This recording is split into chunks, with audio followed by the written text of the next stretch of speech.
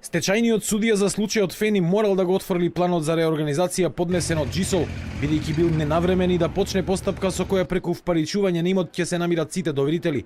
Ова го тврдат представниците на бугарската компанија Минстрој, која е заинтересирана да стане нов собственик на каваделечкиот комбинат. Тие велат дека дури и вака прифатен, планот на Джисол ќе покрие само мал дел од побарувањата. Во самиот план за реорганизација, кој што е јавно достапен и може да биде на увид на секој, е предвидено дека друштвото, односно компанијата која што ќе го преземе работењето на Фени, ќе ги намери дел од доверителите со 15% од нивните утврдени побарувања. Само со 15%. Остатокот до некој си износ од 50% ќе се намери доколку во иднина се створат определени услови. Ако комбинатот добро работи, ако цената е поволна на берзите и така натака.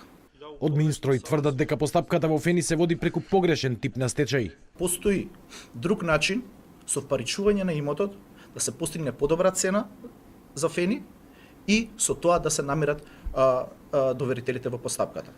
Единствена задача за стечајот, за стечајниот судија и за стечајниот управник е грижата и намирувањето на доверителите. Со соопштение се јави и бугарски енекот, компанијата која е најголем необезбеден доверител во Фени, но и компанија која минатата година сакаше да го преземе работењето со комбинатот. Оттаму се жалат дека како доверители не им било возможен увид во предметот.